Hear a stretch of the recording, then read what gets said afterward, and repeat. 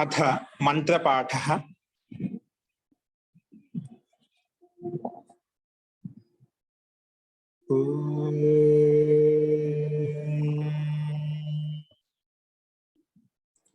सहनाववतु सहनौ भुनक्तु सह वीर्यं करवावहै तेजस्विनावधीतमस्तु मा विद्विषावहै। ओम शांति शांति शांति।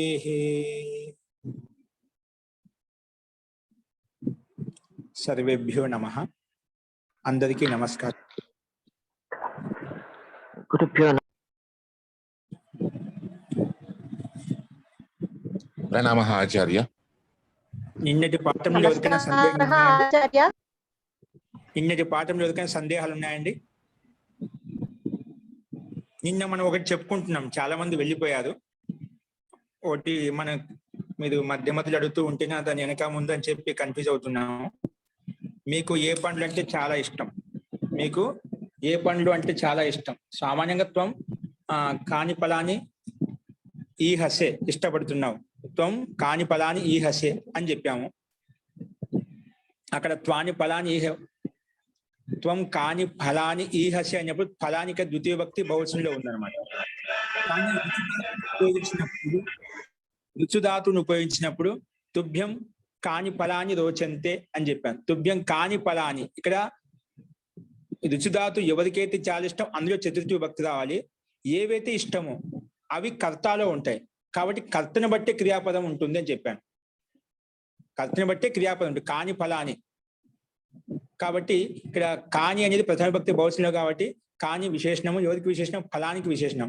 పండ్లు కాబట్టి కాని ఫలాని రోచంతే అని చెప్పి మనము ఆ పండ్లు కర్త కాబట్టి ఇక్కడ ఆ పండ్లను బట్టి క్రియాపదం ఉంటుంది.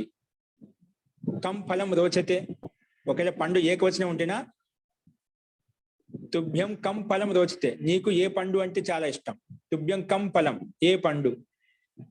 తుభ్యం కే ఫలే రోచేతే, తుభ్యం కే ఫలే రోచేతే ద్వివచనం అయితే. తుభ్యం కాని ఫలాని రోచంతే. అలాగా కర్తను బట్టి క్రియాపదం మార్చుకోవాలి. ఆ తుభ్యాన్ని బట్టి, తుభ్యం కర్త కాదు, అది సంప్రదానం. అది రుచ్యర్థ ధాతు అర్థంలో రుచి అర్థాన్ని ఇచ్చేటువంటి చాలా ఇష్టం అనే అర్థంలో ఎవరికైతే చాలా ఇష్టం అంటున్నాం అందులో చతుర్థి విభక్తి వచ్చింది కాబట్టి దాన్ని బట్టి మనం మార్చుకోము. కర్తని బట్టి క్రియాపదం మారుతుంది. కర్త ఇక్కడ పండ్లు కాబట్టి ఫలాని అని చెప్పాం కాబట్టి కాని ఫలాని రోచంతే అని చెప్పి బహువచనంలో ఉంటుంది. అస్తు. ఈహతే అని చెప్పారు మహోదయ. ఈహతే కాని ఫలాని రుచుధాతుని ఉపయోగించినప్పుడు విషయం చెప్తున్నాను. ఓకేనా? ఈహతే గురించి చెప్పాను. రుచుధాతుని ఉపయోగించినామంటే అప్పుడు ఈ హస్యే వస్తుంది. త్వం కాని ఫలాని ఈహసే, త్వం కాని ఫలాని, నువ్వు ఏ పండ్లను ఇష్టపడుతున్నావు. అక్కడ కర్త కర్మ క్రియ. కాని ఫలానికి ద్వితీయ భక్తి బహువచనం అన్నమాట. త్వం కాని ఫలాని ఈహసే, నువ్వు ఏ పండ్లను ఇష్టపడుతున్నావు, అది వేరే విషయం. రుచుధాతు ఉపయోగించడం ఎలా ఉంటుంది అని చెప్పి దాని గురించి చెప్పాను అన్నమాట. అక్కడ కాని ఫలాని అనేది కర్త ప్రథమ పురుషం, నపుంసకలింగంలో ఉంది కాబట్టి ప్రథమ భక్తి బహువచనంలో, దాన్ని బట్టి మనం క్రియాపదని మార్చుకుంటాము అని చెప్పాను. అస్తు. ఇవి నిన్న మనం అభ్యాసం 16లో ఉన్నటువంటి సంస్కృత వాక్యాలు, తెలుగు వాక్యాలు చూసాము. అదేవిధంగా మనం అభ్యాసం 17లో శబ్దకోశం చెప్పుకున్నామండి. ఈ అభ్యాసం 17లో ముఖ్యంగా అస్మత్ శబ్దాన్ని ఉపయోగించి మనకు వాక్యాలు చూపించారు. ఇక్కడ మనము గత అభ్యాసంలో 16 అభ్యాసంలో యుష్మ శబ్దాన్ని ఉపయోగించి వాక్యాలు ఎలా ఉంటాయి, శబ్దకోశం ఎలా ఉంటుంది, నియమాలు ఎలా ఉంటాయో చూసాము. ఇప్పుడు అభ్యాసం 17లో అస్మత్ శబ్దము ఇంకా కొన్ని శబ్దాలు ఇచ్చారు, కొన్ని భిన్న భిన్న ధాతులు కూడా ఇచ్చారు. ఇక్కడ ఆత్మీయ పదంలో ఉన్నాయి, పరస్మ పదంలో రెండు ఉన్నాయి. ఇంకా సప్తమి విభక్తి ఏ సందర్భంలో వస్తుంది అనేది ఇంకా కొన్ని విశిష్టమైన నియమాలు ఉన్నాయి. ఇంకోటి అభ్యాసం 16లో సేవధాతు ఆత్మీయ పదంలో లట్లకారం చూసాము. ఈ అభ్యాసంలో లోట్లకారం ఇది కూడా చెప్పుకున్నాం. సేవతాం, సేవేతాం, సేవంతాం, సేవస్వ, సేవేతాం, సేవధ్వం, సేవై, సేవావహై, సేవామహై. ఇప్పుడు ఈ లోట్లకానికి సంబంధించి వాక్యాలు ఉంటాయి, అవి ఎలాగో చూద్దాము. ముందుగా మనము శబ్దకోశము ఈ ధాతుల తర్వాత కొన్ని నియమాలు ఉన్నాయి సప్తమి విభక్తి సంబంధించినవి, అవి రాసుకోండి. 76వ నియమం నీట్ గా రాసుకోండి. నియమం 76. సప్తమి విభక్తి నియమాలు చెప్పామండి. ఇంకా సప్తమి విభక్తి ఏ సందర్భంలో వస్తుంది అని ఇంకా కొన్ని నియమాలు చెప్తున్నారు, అవి రాసుకుందాం. నియమం 76 నీట్ గా రాసుకోండి ప్రతి ఒక్కరు. నియమం 76 రాసుకోండి. ప్రేమ, ప్రేమ కామ ఆసక్తి, ఆసక్తి, ఆసక్తి, ఇంకా ఇంకా ఆదర సూచక శబ్దాలలో, ఆదర సూచక శబ్దాలలో, ఆదర సూచక శబ్దాలలో, ఆదర సూచక శబ్దాలలో, ఆదర సూచక శబ్దాలలో, ఆదర సూచక శబ్దాలలో లేదా మళ్ళీ ఒకసారి చెప్తాను. ప్రేమ కామ ఆసక్తి ఇంకా ఆదర సూచక శబ్దాలలో, ఇంకా ధాతువులలో కూడా, ఇంకా ధాతువుల్లో కూడా, ఇంకా ధాతువుల్లో కూడా సప్తమి విభక్తి వస్తుంది. ఇంకా సప్తమి ధాతువుల్లో ఇంకా శబ్దాల్లో కూడా సప్తమి విభక్తి వస్తుంది. సప్తమి విభక్తి వస్తుంది. ఓకే, అస్తు. ఇక్కడ చూడండి, మళ్ళీ ఒకసారి చెప్తున్నాను. ప్రేమ కామ ఆసక్తి ఇంకా ఆదర సూచక శబ్దాల్లో మరియు ధాతువులలో, ధాతువులలో సప్తమి విభక్తి వస్తుంది. అంటే ధాతులో సప్తమి అంటే ఎక్కడైతే ప్రేమ చూపిస్తున్నామో అందులో సప్తమి విభక్తి రావాలి. ఎక్కడైతే ఆసక్తి ఉంటుందో అందులో సప్తమి విభక్తి రావాలి. ఎవరినైతే ఆదరిస్తున్నామో అందులో సప్తమి విభక్తి రావాలి. ఎవరినైతే ఇష్టపడుతున్నామో, స్నేహం చేస్తున్నాం అందులో సప్తమి విభక్తి రావాలి. అందుకే ఆదర సూచక శబ్దాల్లో మరియు ధాతువుల్లో సప్తమి విభక్తి వస్తుంది. ఓకే, ఇప్పుడు ఎగ్జాంపుల్ రాసుకోండి. దానికంటే ముందుగా బ్రాకెట్ లో కొన్ని ముందు ఆదరాన్ని ఇచ్చేటువంటి శబ్దాలు ఏంటివి, ఆదరాన్ని ఇచ్చేటువంటి ధాతువులు ఏంటివి, కాబట్టి బ్రాకెట్ రాసుకో. పక్కన ఇచ్చాడు మనకు, రాసుకోండి. స్నేహ ధాతు. ఏం ధాతు అండి? స్నేహ ధాతు. స్నేహ ధాతు, ఇది స్నేహ ధాతు ఇచ్చాండి. నెక్స్ట్ అభిలష్ కామ, స్నేహి కామ బ్రాకెట్ లో పెట్టుకోండి. స్నేహి కామ, అభిలష్ కామ, అభిలష్ కామ. నెక్స్ట్ అనురంజ్, అనురంజ్, అనురంజ్, ఇది అనుపూర్వక రంజ్ ధాతు అండి. అనురంజ్ కామ. ఆద్రు, ఆద్రు, ఇది కూడా ధాతు. ఆపు ధ్రువ ధాతు. ఆద్రియతే, ఆద్రియతే, ఆద్రియంతే చెప్తున్నాం కదా, అది ఆద్రు. నెక్స్ట్ రతి, ఇది శబ్దం అండి. స్నేహ ధాతు, అభిలష్ ధాతు, అనురంజ్ ధాతు, ఇంకా ఇంకా ఏంటి? ఆద్రు ధాతు, ఆపూర్వక ధ్రువ ధాతు. ఏంటండి? ఆపూర్వక ధ్రువ ధాతు. ఇవి ధాతులు. మనకు ధాతుల్లో మరి శబ్దాలు అని చెప్పామంట. అంటే అది ఆ శబ్దాలని ధాతులు ఏమి ఇవ్వాలి? ఆదరాన్ని ఇచ్చే, అంటే గౌరవాన్ని ఇచ్చేటువంటి అర్థమై ఉండాలి, శబ్దమై ఉండాలి. అది ధాతు కావచ్చు, శబ్దం కావచ్చు. ఆదరాన్ని ఇచ్చేటువంటి శబ్దాల్లో మరియు ధాతుల్లో అని చెప్పాను. అక్కడ సప్తమి విభక్తి వస్తుంది. అంటే ఎక్కడైతే ఆదరిస్తున్నామో, ఎవరినైతే ఆదరిస్తున్నామో, ఎవరినైతే ప్రేమిస్తున్నామో, ఎవరికైతే ఆసక్తిపూర్వకంగా ఉంటే అందులో సప్తమి విభక్తి రావాలి అని తాత్పర్యం. ఓకే, అవి కొన్ని ధాతులు చెప్పారు. స్నేహ ధాతు, అభిలష్, అనురంజ్, ఆద్రి, కామ, రతి, ఇది శబ్దం అండి. రతి, రతి అంటే ప్రేమ. నెక్స్ట్ ఆసక్త, ఆసక్త మనం పైన చెప్పుకున్నామండి. ఆసక్త, యుక్త, లగ్న, అనురక్త, ప్రవీణ, ఇవన్నీ శబ్దాలు వస్తాయన్నమాట. ఆసక్త, అనురక్త, అనురక్త రాసుకోండి. రతి, ఆసక్త, అనురక్త, యుక్త, ఇత్యాది, ఇత్యాది రాసుకోండి. ఇత్యాది. ఇత్యాది. ఓకే, ఇవి స్నేహ్యతి, స్నేహధాతుకు స్నేహ్యతి వస్తుంది, స్నేహం చేస్తున్నాడు. అభిలాషతి ఇష్టపడుతున్నాడు. అనురంజతి అంటే లీనమవుతున్నాడు. ఆద్రియతే గౌరవిస్తున్నాడు. రతి అంటే ప్రేమిస్తున్నాడు. ఆసక్త ఆసక్తుడై ఉన్నాడు. అలాగా ఇవన్నీ ఈ అర్థాలు ఎక్కడొచ్చినా కూడా అక్కడ సప్తమి భక్తి వస్తుంది. అవి ఎలాగో ఎగ్జాంపుల్ రాసుకోండి. మయి స్నేహ అస్తి. మయి స్నేహ అస్తి, నాలో స్నేహం ఉంది. మయి స్నేహ అస్తి, నాలో స్నేహం ఉంది. ఇక్కడ మయి వచ్చింది. ఎవరిలో స్నేహం ఉంది? నాలో ఉంది. ఎవరికైతే స్నేహం ఉంది అంటున్నావు, స్నేహధాతు. ఇక్కడ స్నేహ ధాతు ఉంది, స్నేహ శబ్దం కూడా ఉంది. స్నేహ శబ్దం కూడా ఉంది. ఇది స్నేహ శబ్దం తీసుకున్నాం అన్నమాట. నాలో స్నేహం ఉంది. మయి స్నేహ అస్తి, నాలో స్నేహం ఉంది. నెక్స్ట్ ఎగ్జాంపుల్ రాసుకోండి. రామః సీతాయాం ఆసక్తః. రామః సీతాయాం ఆసక్తః. ఇక్కడ ఆసక్త శబ్దం వచ్చింది. రాముడు ఎవరి మీద ఆసక్తుడే ఉన్నాడు? సీత మీద. అట్లా ఎవరి మీద అయితే ఆసక్తుడే ఉన్నా అందులో సప్తమి భక్తి రావాలి. అందుకే రామః సీతాయాం ఆసక్తః. రామః సీతాయాం ఆసక్తః అస్తి. అస్తి క్రియాపదం యాడ్ చేసుకోవచ్చు. నెక్స్ట్ రామః లక్ష్మణం స్నిహ్యతి. నెక్స్ట్ రాసుకోండి.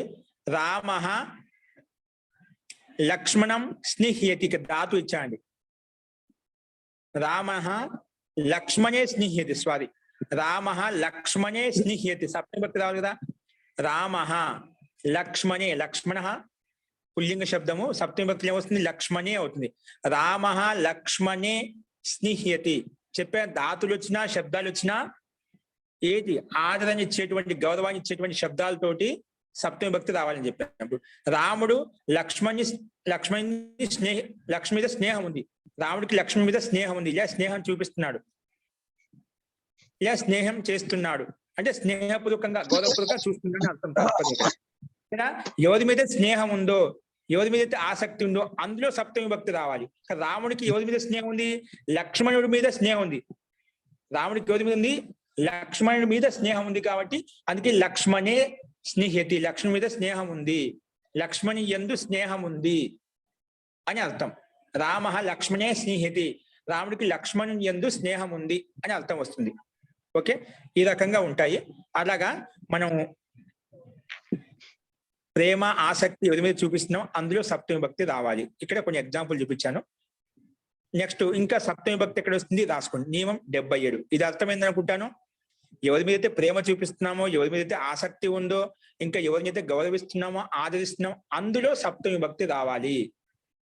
కొన్ని ఎగ్జాంపుల్ చెప్పాను, దానికి సంబంధించి ఇంకా మనకు వాక్యాల్లో ఉంటే అక్కడ చూద్దాం. నెక్స్ట్ రాసుకోండి 77 నియమం. నియమం 77.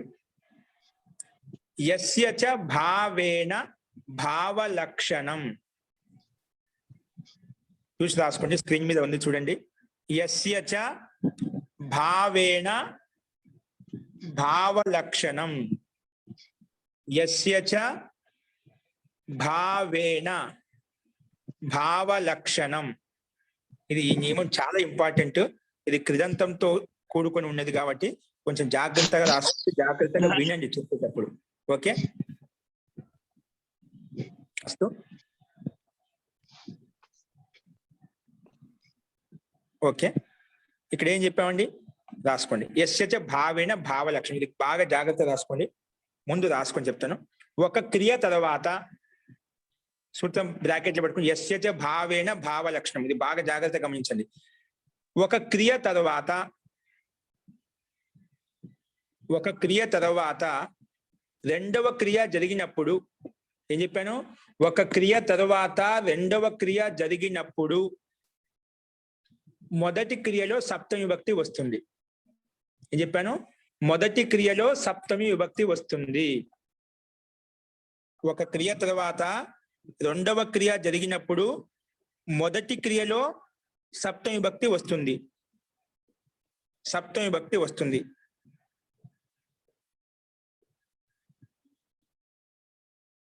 సప్తమి విభక్తి వస్తుంది. సప్తమి విభక్తి వస్తుంది. దాంట్లో బట్టి దానికి ఎదుగునే రాయని మళ్ళీ చిన్న పురుష బట్టి మన దాని పక్కలో. ఇంకా కర్తృవాచ్యంలో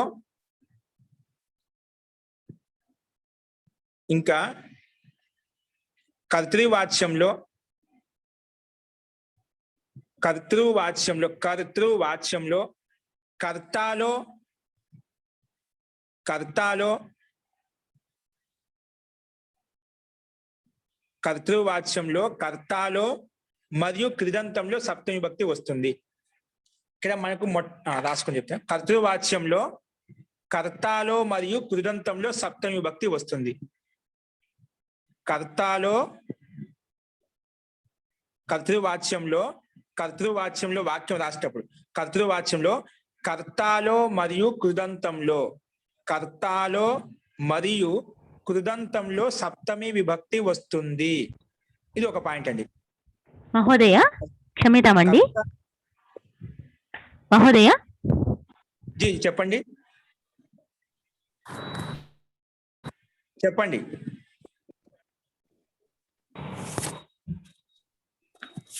పాఠం చెప్తున్నప్పుడు అడ్డు తగిలితే ఎలాగ అర్థం ఉందండి గురుగారు? వీళ్ళు 5-6 ఉన్నారు, 5-6 ఇదే పని చేస్తున్నారండి. ఒకసారి చెప్పండి లక్ష్మి గారు. ఇప్పుడు ఏంటండి మీకు ఏ డౌట్ వచ్చింది? అంటే ఇది అవునండి, ఇది సతీ సప్తమి అంటారు, ఇదేనా అండి? ఇప్పుడు ఇంకా దాని చెప్పలేదు కదండి. అది ఎందుకంటే ముందు ప్రశ్న అడుగుతున్నారు. ఓకేనా? ఒకవేళ నేను దాన్ని చెప్పిన దాంట్లో మీకు డౌట్ వచ్చే ఒకసారి అడగండి. అది సతీ సప్తమే చెప్తాను తర్వాత. మనం ఏం రాసుకుంటున్నాం కదా. మీరు చాలా ఫార్వర్డ్ గా ఉన్నారు లక్ష్మి గారు. పర్వాలేదండి. రాసుకోండి. ఒక క్రియ తర్వాత రెండవ క్రియ జరిగినప్పుడు మొదటి క్రియలో సప్తమి విభక్తి వస్తుంది. ఇది మనకు పాయింట్, ముఖ్యమైన పాయింట్. అందులో చెప్తున్నాడు ఈ నియమం వర్తిస్తుంది. దాంట్లో ఒకటో పాయింట్ ఏమి ఉండాలి? కర్తృవాచ్యంలో వాక్యం రాసేటప్పుడు కర్తృవాచ్యంలో కర్త మరియు కృదంతంలో సప్తమి విభక్తి వస్తుంది అని చెప్పాను. ఇప్పుడు రెండో పాయింట్ రాసుకోండి. కర్తృవాచ్యంలో కర్త మరియు కృదంతంలో సప్తమి విభక్తి వస్తుంది. రెండో పాయింట్ రాసుకోండి. అది ఒకటో పాయింట్ కింద పెట్టుకుని రెండో పాయింట్ కింద పెట్టుకోండి. కర్మవాచ్యంలో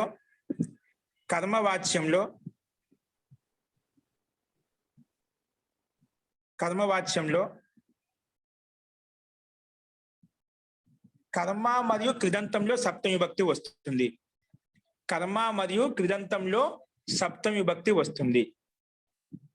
కర్మవాచ్యంలో అంటే కర్మవాచ్యంలో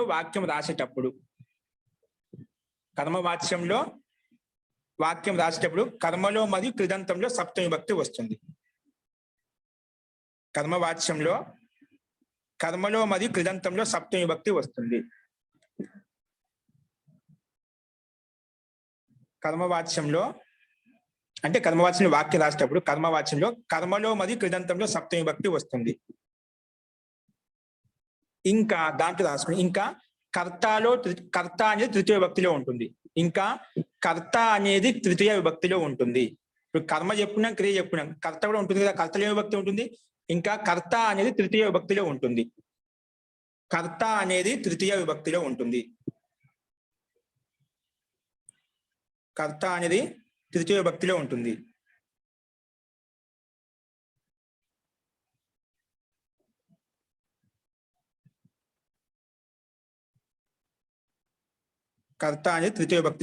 ఓకేనా? ఇప్పుడు ఎగ్జాంపుల్ రాసుకోండి, చెప్తాను. మొట్టమొదటి ఒక పాయింట్ చెప్పాను, దానికి ఎగ్జాంపుల్ రాసుకోండి. రామే వనం గతే దశరథః మృతః. ఏం చెప్పాను?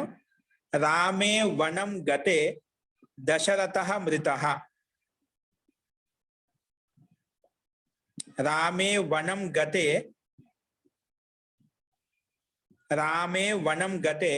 దశరథః మృతః. ఇది ఎగ్జాంపుల్ అండి. రామే వనం గతే దశరథః మృతః.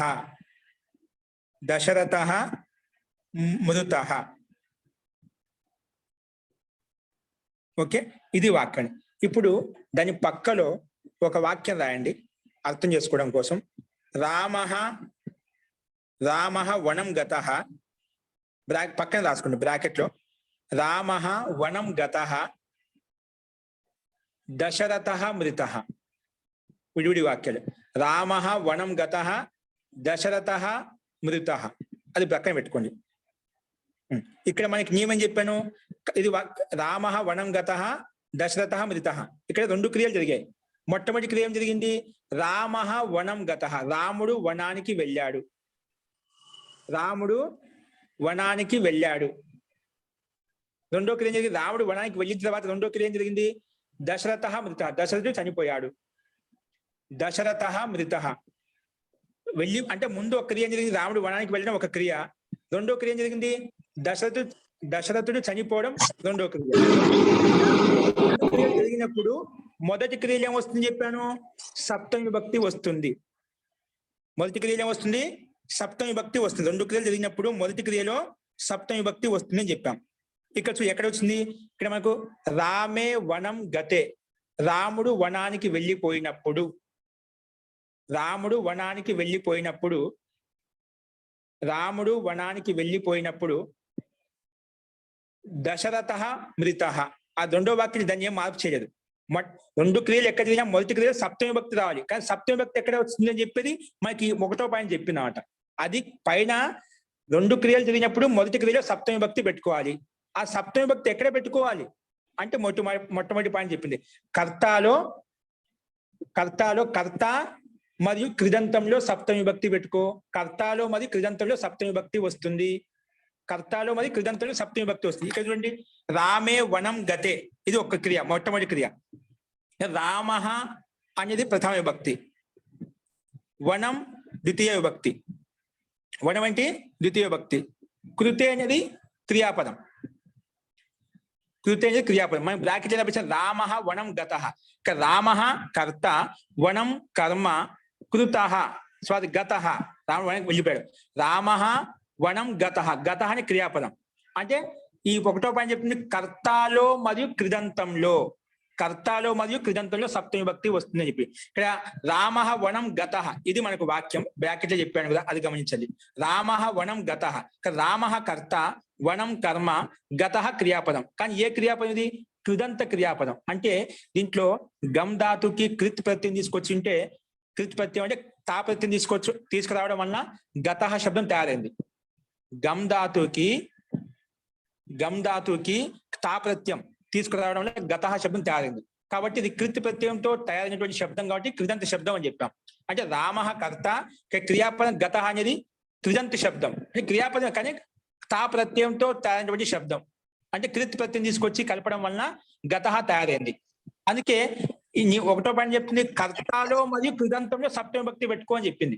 కర్తలో మరియు కృదంతంలో. ఇక్కడ ఏంటి? రామ వనం గత అనేది కర్త ఎవరు? రామ కర్త, దాంట్లో సప్తమి భక్తి పెట్టుకో. అందుకే మనం ముందు వైపున వాక్య రామే చెప్పాం. రామకి సప్తమి భక్తి ఏమవుతుంది? రామే. తర్వాత కృదంతం అని చెప్పాం. కృదంతం ఏంటి? గత. ఆ గత అనేది పుల్లింగంలో ఉంది, రూపం నడిపించామంటే పుల్లింగంలో గత. దానికి సప్తమి భక్తి ఏమవుతుంది? గతే అవుతుంది. ఏమవుతుంది? గతే. మధ్యలో వనం శబ్దం ఎలా ఉందో కర్మ అలాగే ఉంది. కర్మ విషయంలో చెప్పాడు, కర్తలో మరియు కృదంతంలో సప్తమి భక్తి వస్తుంది చెప్పాము 1వ పాయింట్ లో. కాబట్టి కర్తలో రామే వచ్చింది, వనం శబ్దం ఎలాగైతే ఉందో అలాగే ఉంది. గత అనే పదము గతేగా మారిపోయింది. గత అనే పదము గతేగా మారిపోయింది, సప్తమి భక్తిలోకి మారిపోయింది. రామ కర్త, గత కృదంత పదం. అందుకే కర్తలో కృదంతంలో సప్తమి భక్తి వస్తుంది. ఆ రెండిట్లో సప్తమి భక్తి పెట్టుకున్నాం. మధ్యలో వనం అనే శబ్దం ఎలాగైతే ఉందో అలాగే ఉంది. ఇప్పుడు రామే వనం గతే, రాముడు వనానికి వెళ్ళిపోయినప్పుడు దశరథ మృత, దశరథుడు చనిపోయాడు. అర్థమైందా? మొట్టమొదటి క్రియలో మనకు సప్తమి భక్తి పెట్టుకోవాలి. కానీ సప్తమి భక్తి ఎక్కడ పెట్టుకోవాలంటే దానికి సమాధానం చెప్పేది 1వ పాయింట్ చెప్పింది. కర్తలో మరియు కృదంతంలో సప్తమి భక్తి తెచ్చుకో. సప్తాలో మరియు కృదంత సప్తమి భక్తి తెచ్చుకో అని. క్రియాపదం ఎల్లప్పుడు కర్తని బట్టి అనుసరిస్తుంది. ఇప్పుడు కర్త మారింది కాబట్టి కర్తని బట్టి క్రియాపదం కూడా మారిపోయింది. రాముడు వనానికి వెళ్ళిపోయినప్పుడు, మీరు అడిగారు కదా లక్ష్మి గారు, వెళ్ళిపోయినప్పుడు ఇది సతి సప్తం కింద. వెళ్ళిపోయినప్పుడు దశరథుడు చనిపోయాడు. దశరథుడు చనిపోయాడు. సతి సప్తమి అంటే మనం ఏంటంటే గతే సతి, సతి శబ్దంలో పెట్టుకోవాలి. సతి సప్తమి ఉన్నప్పుడు సతి శబ్దంలో పెట్టుకోవాలి. కాబట్టి మనకి సతి సప్తమి, నిమిత్త సప్తమి, 3 రకాల సప్తమి ఉన్నాయి. ఇంకా పద సప్తమి, నిమిత్త సప్తమి, ఇంకా నిమిత్త సప్తమి, పద సప్తమి, సతి సప్తమి, ఈ 3 రకాల సప్తమి ఉన్నాయండి. అవి తర్వాత మనం ఆలోచిద్దాము. ఇక్కడ మనకు నియమం ప్రకారంగా, ఎందుకంటే మనకు కన్ఫ్యూజ్ అవుతాం, నిమిత్తం అంటే ఏమిటి, సతి అంటే ఏమిటి, ఇది అంటే ఏమిటి, అవి తర్వాత చెప్తాను. ఇప్పుడు మన నియమం చెప్పింది కర్తాలో కృదంతంలో సప్తమి విభక్తి పెట్టుకోని చెప్పింది. సతి సప్తమి గురించి, నిమిత్త సప్తమి గురించి, పద సప్తమి గురించి ఏం చెప్పలేదు ఇక్కడ. ఓకే, కృదంతంలో మరియు కర్తాలో సప్తమి విభక్తి. ఇక్కడ మనకి ఈ వాక్యంలో రామే వనం గతే, రామేలో సప్తమి విభక్తి వచ్చింది, గతేలో సప్తమి విభక్తి వచ్చింది. రెండో క్రియాపద దశరథ మృత, దాంట్లో ఏం మార్పు లేదు. రెండో క్రియ జరిగినప్పుడు మొట్టమొదటి క్రియ సప్తమి విభక్తి పెట్టుకోవాలి అన్నప్పుడు ఎక్కడ పెట్టుకోవాలంటే 1వ పాయింట్ వచ్చి చెప్పింది, కర్తాలో కృదంతులు సప్తమి విభక్తి పెట్టుకో. అందుకే కర్తపడి క్రియాపదం ఆటోమేటిక్ గా మారిపోయింది. అందుకే రామే వనం గతే దశరథ మృత, ఇది దీని యొక్క ఎగ్జాంపుల్. ఓకే, ఇది మహోదయ ప్రశ్న మహోదయ, రామః వనం గతః దశరథ మృతః అన్నారు, అవును. మరి దానికి దీనికి ఎందుకు మార్చుకోవాలి? అందులోనూ అదే అర్థం వస్తా ఉంది కదా. ఇది కృదంతం వచ్చినప్పుడు సప్తమి ఇలాగా ఆ వాక్యం ఈ విధంగా మార్చామని చెప్తున్నాను. ఆ వాక్యాన్ని బ్రాకెట్ ఎందుకు రాయించను, ఇదే వాక్యం ఇలాగ మారిపోయింది. అక్కడ రామః వనం గతః, ఇది వాక్యం, మామూలుగా వాక్యం, ఇది మామూలు వాక్యం అన్నమాట. దాన్ని కృదంతం వచ్చినప్పుడు ఈ విధంగా మారిపోతుంది. అదే మొదట వాక్యం కూడా కరెక్ట్ కదండి మహోదయ? ఏంటండి మొదటి వాక్యము రామః వనం గతః దశరథ మృతః అనేది కూడాను కరెక్ట్ వాక్యమే కదా? కాదు, కరెక్ట్ వాక్యమే. అది కృదంత యోగం వచ్చినప్పుడు వాక్యాలు ఈ విధంగా మారిపోతాయి, కృత్పత్తి వచ్చిన విధంగా మారిపోతుంది. సామాన్య వాక్యం, విశిష్ట వాక్యం తయారు చేస్తున్నాం. మనకు శ్లోకాలు చెప్పేటప్పుడు ఏమన్నా మంత్రాల్లో కానీ పద్యాల్లో కానీ ఈ రకంగా ఉంటున్నమాట. ఇప్పుడు ఈ రకంగా ఉంటాయి అన్నమాట. అంటే ఒక వాక్యం ఈ రకాలుగా మార్చవచ్చు. ఇక్కడ అది సామాన్య వాక్యం, విడివిడిగా వాక్యాలు చెప్పాం. కానీ రెండు క్రియలు జరిగినప్పుడు ఇలాంటి వాక్యం ఇలా మారిపోతుంది. అది ఎప్పుడు మారుతుంది, ఇష్టానుసారంగా మారదు. ఒక పద్ధతి చెప్పాడు, కృతి ప్రత్యయం వచ్చినప్పుడు మాత్రం ఇలాగ మారుతుంది, అన్ని చోట్ల మారదు. ఓకే మహోదయ, ఇప్పుడు అర్థమైంది మహోదయ. ఓకే, అంటే ఈ విధంగా కూడాను రాసుకోవచ్చు, అంతే. ఈ విధంగా కూడాను ఉపయోగంలో ఉంది, అంతే. ఓకే, అర్థమైంది. రెండో పాయింట్ ఏం చెప్పాను, కర్మలో మరియు కృదంతంలో సప్తమి విభక్తి వస్తుంది. ఇంకా కర్త అనేది ఏముంటుంది, కర్త అనేది ఎలా ఉంటుంది, తృతీయ విభక్తిలో ఉంటుంది చెప్పాను. ఇప్పుడు ఎగ్జాంపుల్ కర్త ఏమంటే తృతీయ విభక్తిలో ఉంటుంది. రాసుకోండి, ఎగ్జాంపుల్ రాసుకోండి.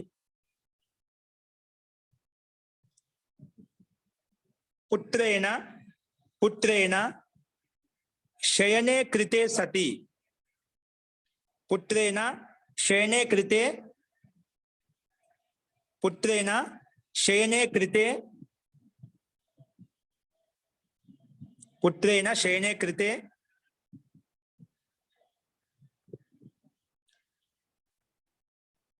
మాతా సుప్తవతి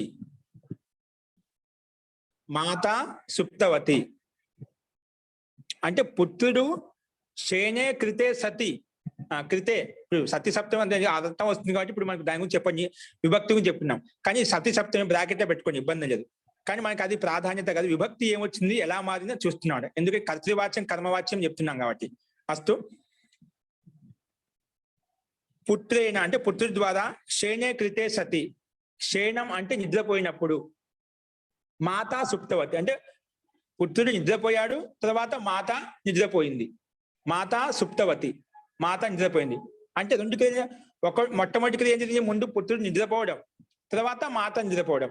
రెండు క్రియలు, మొట్టమొదటి క్రియలో సప్తమి విభక్తి రావాలి. మొదటి క్రియ ఏమిటి ఇక్కడ మొదటి వాక్యం రాసుకున్నాం అనుకోండి, పుత్రః శయనం కృతః, ఏంటి పుత్రః శయనం కృతః, సామాన్య వాక్యం బ్రాకెట్లో పెట్టుకోండి. ఇది పుత్రః శయనం కృతః మాతా సుప్తవతి, ఇది సామాన్య వాక్యం. ఇప్పుడు పుత్రః శయనం కృతః, ఇక్కడ పుత్రః కర్త, శయనం కర్మ, కృత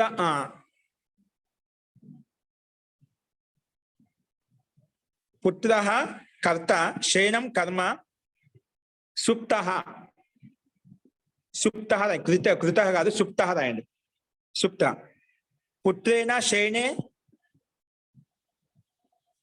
ఒక్క నిమిషం అండి పుత్ర శయనే కృతే అని పుత్రుడు నిద్రపోయినప్పుడు అలా జరిగినప్పుడు అంటే ఇలా జరిగిన క్రియ జరిగినప్పుడు ఇలా జరిగిందన్నమాట. రాసుకోండి, మళ్ళీ ఒకసారి చెప్తున్నాను వాక్యం. పుత్రేణ శయనే కృతే, ఇది నేను మొట్టమొదటి రాయించాను. సామాన్య వాక్యం పుత్ర శయనం కృత, పుత్ర శయనం కృత, బ్రాకెట్ రాసుకొని చెప్పాను. పుత్ర శయనం కృత, పుత్ర కర్త, శయనం కర్మ, కృత ఇది క్రియాపదం, కృదంతంతో తయారైనటువంటి క్రియాపదం. ఇది సామాన్య వాక్యం. ఇక్కడ రెండో క్రియ ఏంటి? మాతా సుప్తవతి, మాత నిద్రపోయింది. అంటే ముందు పుత్రుడు నిద్రపోయినప్పుడు మాత నిద్రపోయింది అనేది వాక్యం. ఇప్పుడు ఈ వాక్యంలో రెండు క్రియలు జరిగినప్పుడు మొట్టమొదటి క్రియలో సప్తమి విభక్తి వస్తుంది అని చెప్పాం. రెండు క్రియలు జరిగినప్పుడు మొట్టమొదటి క్రియలో సప్తమి విభక్తి వస్తుంది అని చెప్పాం. కానీ సప్తమి విభక్తి ఎక్కడ వస్తుంది? అప్పుడు రెండో పాయింట్ వచ్చింది. ఏం చెప్పింది అంటే కర్తృవాచ్యంలో రాయాలనుకున్నప్పుడు మొట్టమొదటి పాయింట్ వస్తుంది. ఒకవేళ అదే వాక్యాన్ని కర్మవాచ్యంలో రాయాలనుకోండి, మనము ఒక వాక్యాన్ని మూడు రకాలు రాయొచ్చు. కర్తృవాచ్యం రాయొచ్చు, కర్మవాచ్యం రాయొచ్చు, భావవాచ్యం రాయొచ్చు. కర్తృవాచ్యం రాసినప్పుడు వాక్యం ఎలా ఉంటుంది పని చెప్పుకున్నప్పుడు, అదే కర్మవాచ్యం రాసినప్పుడు వాక్యం ఎలా ఉంటుంది అది ఇక్కడ చూపిస్తున్నాడు. కర్తృవాచ్యం రాసినప్పుడు విభక్తి ఒక రకంగా ఉంటుంది, కర్మవాచ్యం రాసినప్పుడు విభక్తి ఒక రకంగా ఉంటుంది. ఇప్పుడు కర్మవాచ్యం చెప్తున్నాడు. కర్మవాచ్యం ఏం చెప్పిన రెండో పాయింట్లో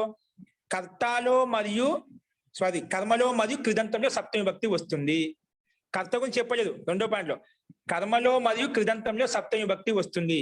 ఇంకా కర్త అనేది తృతీయ విభక్తిలో ఉంటుంది. కర్త అనేది ఎక్కడ ఉంటుంది? తృతీయ విభక్తిలో ఉంటుంది. ఇది నియమం. ఈ పద్ధతి ప్రకారం ఇక్కడ వాక్యం మనం మార్చుకోవాలి.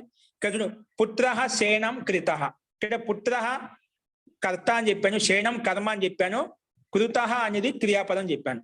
ఇక్కడ రెండో పాయింట్ చెప్పింది కర్మలో మరియు కృదంతంలో సప్తమి విభక్తి వస్తుంది చెప్పింది. ఇక్కడ కర్మ ఎవరు? శయనం. కృదంతం ఎవరు? కృత. అంటే కర్మలో కృదంతంలో సప్తమి విభక్తి పెట్టుకోవాలి. అప్పుడేమవుతుంది? పుత్ర శయనే కృతే. ఇంకా మనకు వాక్యం పూర్తి కాలేదు. కర్మలో కృతం సప్తమి విభక్తి వస్తుంది. ఇంకా కర్త అనేది ఎక్కడ ఉంటుంది?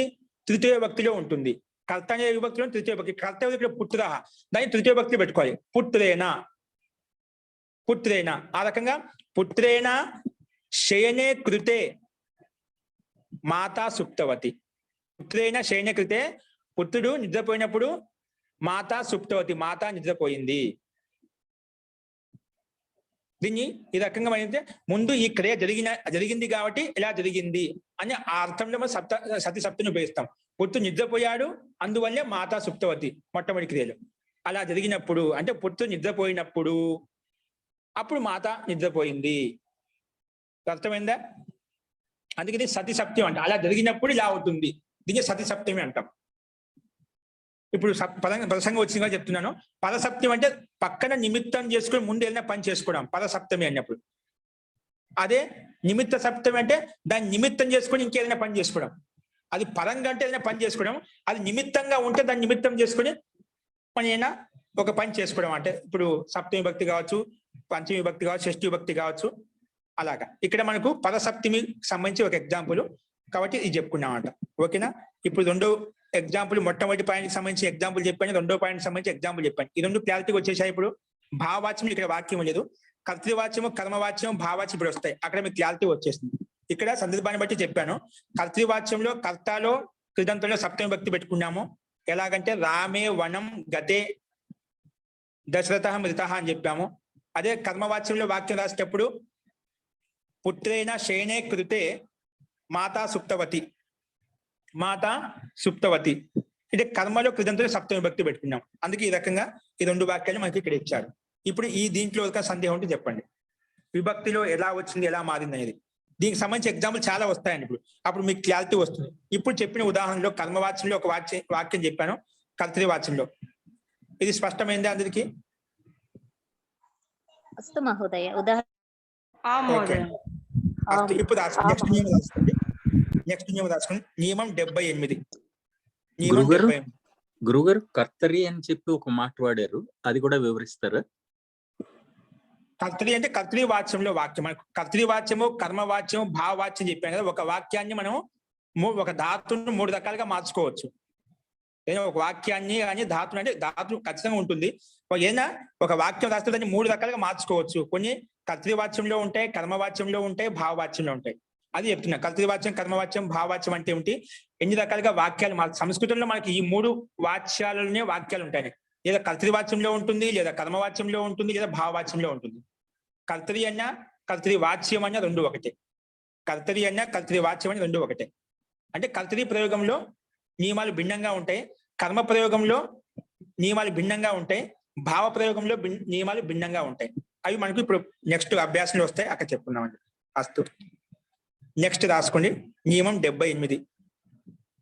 నియమం 78. ఆయుక్త కుశలాభ్యాం సాధు నిపుణాభ్యాం ఆయుక్త కుశలాభ్యాం సాధు నిపుణాభ్యాం ఆయుక్త కుశలాభ్యాం సాధు నిపుణాభ్యాం. ఇది సూత్రం అండి. ఆయుక్త కుశలాభ్యాం సాధు నిపుణాభ్యాం. ఓకే అండి.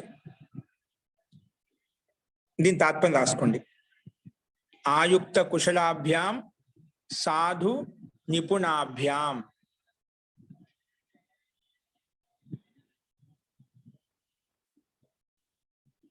రాసుకోండి.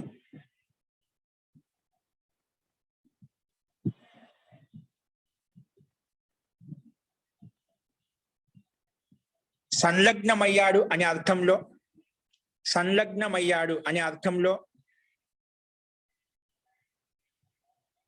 అంటే లీనం కావడం. ఓకేనా? సంలగ్నం అంటే సమ్యక్ పూర్వకంగా లీనం కావంటే ఏదైనా ఒక పనిలో మంచిగా లీనమయ్యవడం. అంటే ఏ పనిలో పట్టుకుంటే ఆ పనిలో పూర్తిగా దాంట్లో సంలగ్నం కావడం. ఓకే. సంలగ్నార్థంలో ఓకే ఒక సంలగ్న అర్థాన్ని ఇచ్చేటువంటి శబ్దాల్లో రాయండి. సంలగ్నం అనే అర్థాన్ని ఇచ్చేటువంటి శబ్దాలలో సంలగ్నం అనే అర్థాన్ని, సంలగ్నం అంటే సంలగ్నమయ్యాడు, లీనమయ్యాడు అనే అర్థాన్ని, అంటే లీనమయ్యాడు అనే అర్థాన్ని ఇచ్చేటువంటి శబ్దాలు అని చెప్తున్నాను. సంలగ్నం అంటే సంలగ్నం అనే అర్థాన్ని ఇచ్చేటువంటి శబ్దాల్లో ఇంకా నైపుణ్యం అర్థాన్ని ఇచ్చేటువంటి శబ్దాల్లో, నైపుణ్యం అనే అర్థాన్ని ఇచ్చేటువంటి శబ్దాల్లో, నైపుణ్యం ఉంది, చాతుర్యం ఉంది, కుశలత్వం ఉంది అంటుంటారు అటువంటి శబ్దాలు.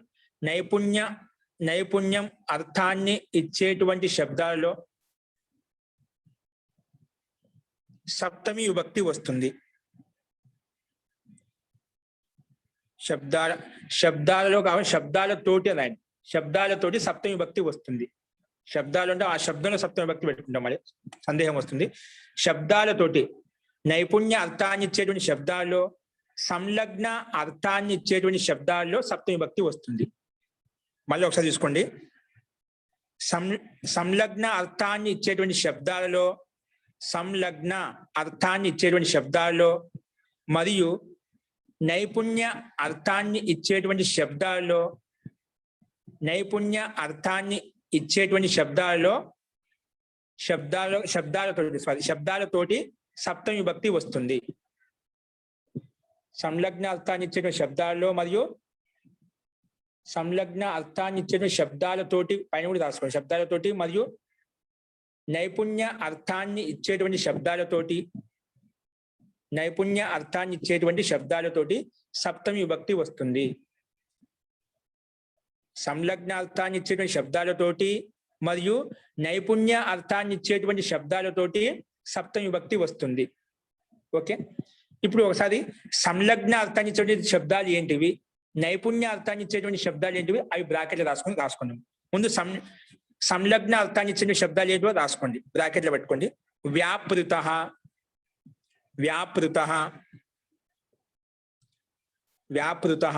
కామ లగ్నః కామ ఆసక్తః కామ యుక్తః యుక్తః కామ వ్యగ్రః వ్యగ్రః వ్యగ్రః చూసి రాసుకుని తప్పులు రాసుకోండి. వ్యగ్రః కామ తత్పరః తత్పరః తత్పరః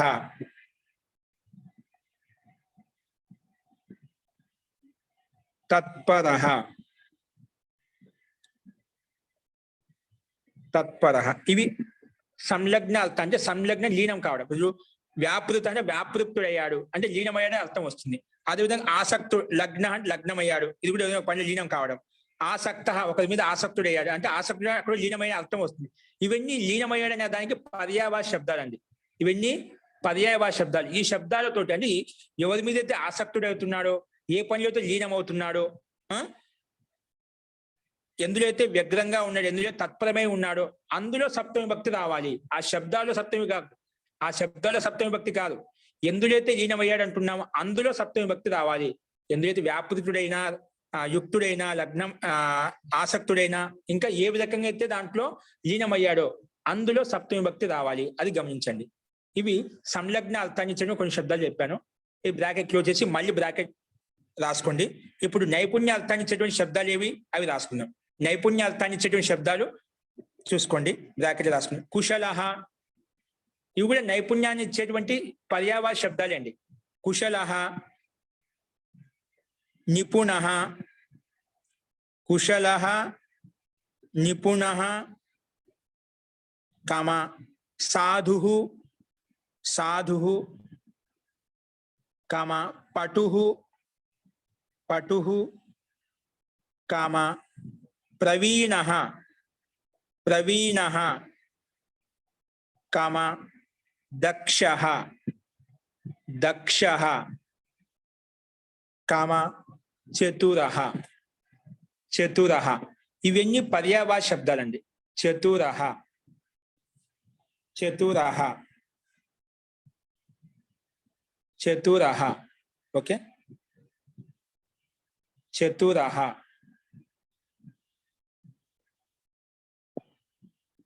చతురః ఓకే. ఇవి నైపుణ్య అర్థాన్ని ఇచ్చే పర్యాయవాచ శబ్దాలండి. ఓకే, ఈ బ్రాకెట్లో పెట్టుకోండి. ఈ శబ్దాలతో నైపుణ్యం అంటే ఎవరికైతే నైపుణ్యం అంటే ఎందులైతే నైపుణ్యం, నైపుణ్య శబ్దాల్లో కాదు, నైపుణ్యం అంటున్నాం, కుశలత ఉందంటున్నాం. ఏ దాంట్లో అయితే నైపుణ్యం ఉందో, యోగ్యత ఉందో అందులో రావాలి. ఏ దాంట్లో దక్షత ఉందో అందులో సప్తమి భక్తి రావాలి.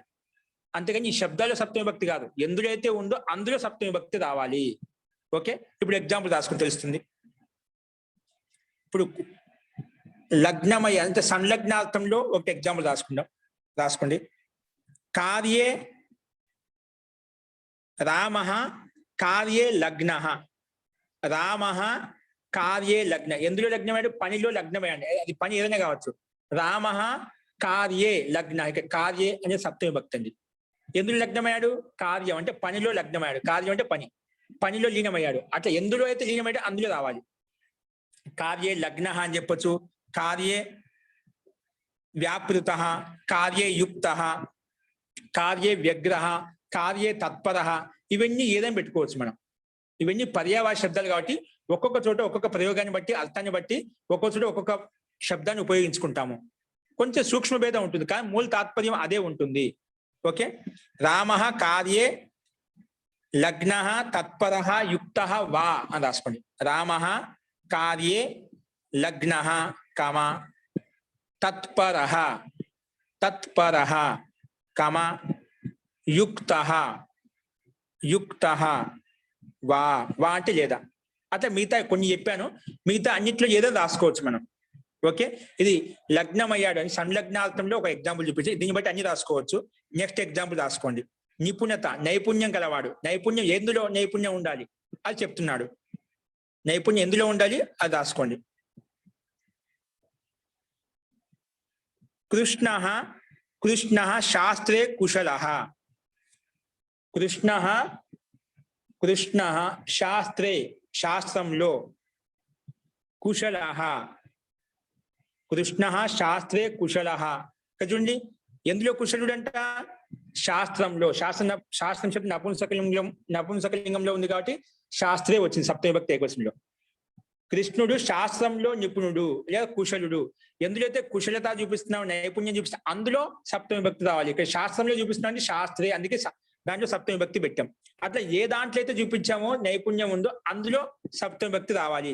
కొందరికి ఆటల్లో నైపుణ్యం ఉండొచ్చు, కొందరికి విద్యలో ఉండొచ్చు, కొందరికి డాన్స్ లో ఉండొచ్చు, కొన్ని పాటల్లో ఉండొచ్చు.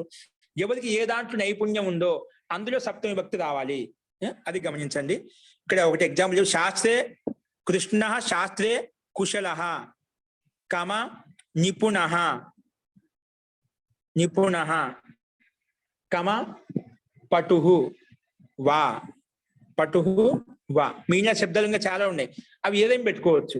ఒక్కొక్క చోట ఒక్కొక్క రకంగా ప్రయోగం ఉంటుంది. మనకు అన్ని పర్యాయవాచ శబ్దాలు తెలిసాయనుకోండి, ఇవన్నీ నైపుణ్యార్థంలో ఉన్నాయి. పైన చెప్పినటువంటి సంలగ్నం లీనమయ్యే అర్థంలో ఉన్నాయి. మనకి ఈ పర్యాయవాచ శబ్దాలు తెలిస్తే మనకి ఎక్కడ ప్రయోగం వచ్చినా దాన్ని బట్టి అర్థం చేసుకోవచ్చు. అన్నిటికీ తాత్పర్యం యుక్తుడయ్యాడు లేదా నైపుణ్యార్థంలోనే మనకు కనిపిస్తాయి.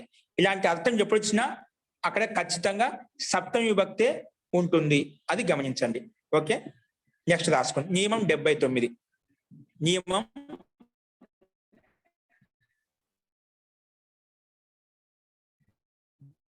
79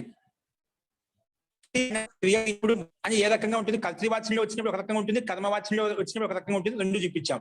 అదేవిధంగా సంలగ్నార్థంలో సప్తమి విభక్తి వస్తుంది, నైపుణ్యార్థంలో కూడా సప్తమి విభక్తి వస్తుంది అని చెప్పి ఇక్కడ ఈ 78వ నియమాలు చెప్పుకున్నాం.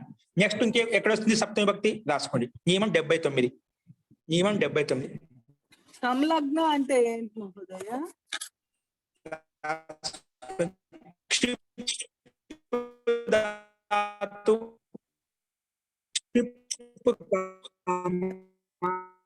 కట్ అయిపోతుంది మహోదయ. క్షిప్ ధాతు కామ జీ వాయిస్ అందరికి వస్తుందండి? నా వాయిస్ మళ్ళీ చెప్పండి. 79 మళ్ళీ చెప్పండి. రాసుకోండి. 79 మొదలు పెట్టలేదు. క్షిప్ ధాతు 79వ నియమం.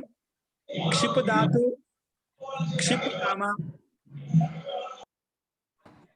క్షిప్ కామ ముచ్చు కామ నెక్స్ట్ అస్.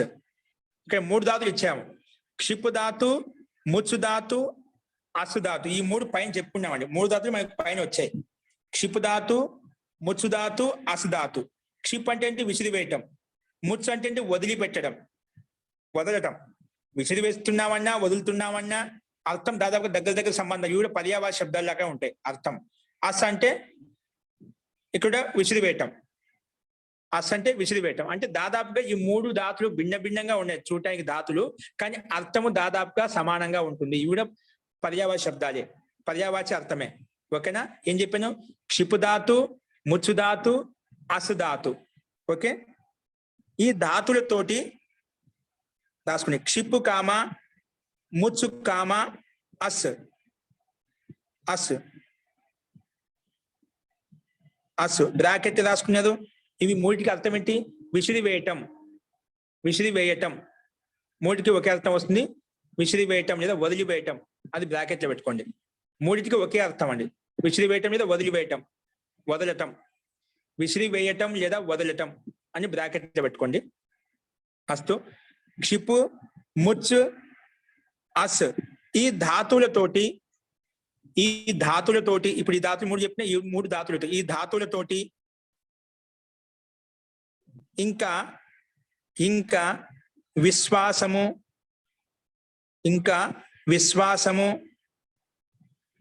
మరియు శ్రద్ధ, విశ్వాసము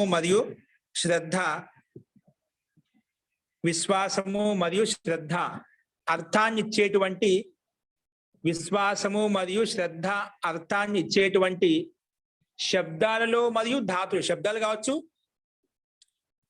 ధాతులు కావచ్చు, శబ్దాలలో మరియు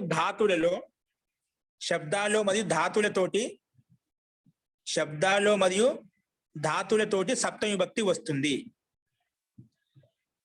విశ్వాసము మరియు శ్రద్ధ అర్థాన్ని ఇచ్చేటువంటి శబ్దాలలో అర్థాన్ని ఇచ్చేటువంటి శబ్దాలతోటి మరియు ధాతువులతోటి, శబ్దాలతోటి మరియు ధాతువులతోటి సప్తమి విభక్తి వస్తుంది. అంటే ఇక్కడ మనకు మూడు ఆప్షన్స్ ఇచ్చాడు. క్షిపధాతు, ముచ్చుధాతు, అస్ధాతు, ఈ ధాతువులతో కూడా సప్తమి విభక్తి వస్తుంది. నెక్స్ట్ విశ్వాసం అనే అర్థార్థం, విశ్వాసం నమ్మకం, నమ్మక అర్థాన్ని ఇచ్చేటువంటి శబ్దం కావచ్చు, ధాతు కావచ్చు, అందులో కూడా సప్తమి విభక్తి వస్తుంది.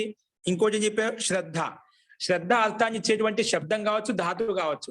కాబట్టి శ్రద్ధ అనే అర్థాన్ని ఇవ్వాలి.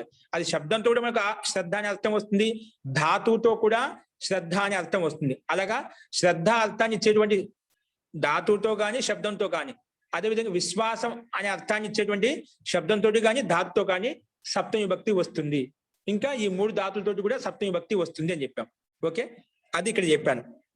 క్షిప్పు, ముచ్చు, అస్, ఈ 3 ధాతులతోటి ఇంకా విశ్వాసము మరియు శ్రద్ధ అర్థాన్ని ఇచ్చేటువంటి ధాతులతోటి మరియు శబ్దాలతోటి, ధాతులతోటి మరియు శబ్దాలతోటి సప్తమి విభక్తి వస్తుంది.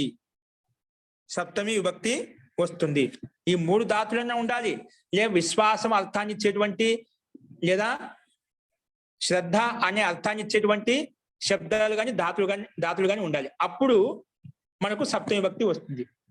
అంటే విసురుతున్నాము అంటే వదులుతున్నాము, లేదా విసురుతున్నాము అంటే పాది వేస్తున్నాము అంటే ఎక్కడైతే విసురుతున్నామో వదులుతున్నామో అక్కడ సప్తమి విభక్తి రావాలి. విశ్వాసం ఎవరినైతే విశ్వసిస్తున్నామో, ఎవరినైతే నమ్ముతున్నామో అందులో సప్తమి విభక్తి రావాలి. ఇంకా ఎవరి మీద శ్రద్ధ ఉందో అందులో సప్తమి విభక్తి రావాలి. ఓకే, శబ్దాలతోటి అంటే ధాతులతోటి అంటే అందులో ఎవరి మీద శ్రద్ధ ఉందో, ఎవరి మీద విశ్వాసం ఉందో, ఎవరి మీద వదులుతున్నామో అందులో సప్తమి విభక్తి రావాలి అని చెప్పాడు. ఓకే, ఇప్పుడు ఎగ్జాంపుల్ రాసుకోండి, ఎగ్జాంపుల్తో స్పష్టం అవుతుంది. రాసుకోండి, ఎగ్జాంపుల్ రాసుకోండి. వ్యాధః మృగే బాణం క్షిపతి, వ్యాధః మృగే బాణం క్షిపతి, వ్యాధః మృగే బాణం క్షిపతి, క్షిపతి మృగే బాణం క్షిపతి. ఇక్కడ చూడండి, మృగే అంటే మృగం మీద అంటే జింక మీద, బాణాన్ని క్షిపతి వదులుతున్నాడు, విసురుతున్నాడు. ఓకేనా, క్షిపతి అంటే వదులుతున్నాడు, విసురుతున్నాడు ఏదైనా తీసుకోవచ్చు. క్షిపతి అని పెట్టుకోవచ్చు, లేదా ముంచతి అని పెట్టుకోవచ్చు, లేదా అస్యతి అని పెట్టుకోవచ్చు. 3 ధాతులకు తాత్పర్యం ఒకటే విధంగా కాబట్టి 3 ధాతులు ఏదైనా ఉపయోగించుకోవచ్చు అండి. క్షిపతి స్థానంలో అస్యతి పెట్టుకోవచ్చు, లేదంటే ముంచతి పెట్టుకోవచ్చు, లేదా క్షిపతి పెట్టుకోవచ్చు. ఒకటి చూపించాడు. ఏం చెప్పాడు? వ్యాధ అంటే వేటగాడు, వ్యాధ అంటే వేటగాడు, మృగే జింక మీద, బాణాన్ని క్షిపతి వదులుతున్నాడు లేదా విసురుతున్నాడు. ఎవరి మీద వదిలాడు? ఎవరి మీద అయితే వదులుతున్నాడో అందులో సప్తమి విభక్తి రావాలి. ఇక్కడ వ్యాధుడు ఎవరి మీద వదులుతున్నాడు? జింక మీద వదులుతున్నాడు. ఎవరి మీద వదులుతున్నాడు? జింక మీద. కానీ జింకలో సప్తమి విభక్తి రావాలి. జింకని ఏమంటాము మనము? ఇక్కడ మృగ అని చెప్పాం కాబట్టి మృగే అని అయిపోయింది. మృగ శబ్దం పుల్లింగం కాబట్టి సప్తమి విభక్తిలో మృగే అవుతుంది. అలాగే ఎవరి మీద అయితే బాణం వదులుతున్నామో అందులో సప్తమి విభక్తి రావాలి. కాబట్టి మృగం మీద కాబట్టి మృగే అని సప్తమి విభక్తి పెట్టాం. ఒక మనిషి మీద అనుకోండి, అప్పుడు ఆ మనిషి ఎవరైతే ఉన్నా అందులో సప్తమి విభక్తి పెట్టుకుంటాం. స్త్రీలింగం అయితే స్త్రీలింగంలో సప్తమి విభక్తి, నపుంసకలింగం అయితే నపుంసకలింగంలో సప్తమి విభక్తి, పుల్లింగం అయితే పుల్లింగంలో సప్తమి విభక్తి వస్తుంది. ఓకేనా, అది మనకి ఎగ్జాంపుల్. అలాగా మనం ఇక క్షిపతి స్థానంలో అస్యతి కూడా పెట్టుకోవచ్చు, ఇంకొకటి ముంచతి కూడా పెట్టుకోవచ్చు. మూడిట్లకు ఒకే అర్థము. ఓకేనా, వ్యాధః మృగే బాణం క్షిపతి, లేదా వ్యాధః మృగే బాణం అస్యతి, లేదా వ్యాధః మృగే బాణం ముంచతి అని ఏదైనా రాసుకోవచ్చు. కాబట్టి ఈ 3 ధాతులకు అర్థం ఏంటి? వదులుతున్నాడు. ఎవరి మీద అయితే వదులుతున్నాడో అక్కడ సప్తమి విభక్తి రావాలి. కేవలం ఈ 3 ధాతులకు మాత్రమే. వదలటానికి ఇంకా ధాతులు వేరే కూడా చాలా ఉన్నాయండి, అక్కడ రాదు. ఓన్లీ ఈ 3 ధాతులకు మాత్రమే వచ్చినప్పుడు అప్పుడు సప్తమి విభక్తి ఉపయోగించాలి. ఫస్ట్ ఇది మనకు ఒక ఎగ్జాంపుల్ చెప్పాను. నెక్స్ట్ ఎగ్జాంపుల్ రాసుకోండి. ఇప్పుడు విశ్వాసము శ్రద్ధ వచ్చినప్పుడు కూడా విశ్వాసార్థాన్ని ఇచ్చేటువంటి ధాతులు కానీ శబ్దాలు కూడా సప్తమి విభక్తి వస్తుందని చెప్పాను. అదేవిధంగా శ్రద్ధార్థాన్ని ఇచ్చేటువంటి శబ్దాలు కానీ ధాతుల్లో కూడా సప్తమి విభక్తి వస్తుందని చెప్పాను. రాసుకోండి. నా విశ్వసేత్, నా విశ్వసేత్, నా విశ్వసేత్, ఇది విధిలింగం ఏకవచనం అండి. నా విశ్వసేత్, అవిశ్వస్తే, అవిశ్వస్తః తే, అవిశ్వస్తే, అవిశ్వస్తే ఇది సప్తమి భక్తి అండి. ఇది శబ్దం అన్నమాట. అవిశ్వస్తః దానికి రూపం నేర్పించాడు, అవిశ్వస్తే అయిపోతుంది. అవిశ్వస్తః దానికి సప్తమి భక్తి అవిశ్వస్తే అవుతుంది. ఒక్కసారి చెప్పండి. నా విశ్వసేత్, నా విశ్వసేత్,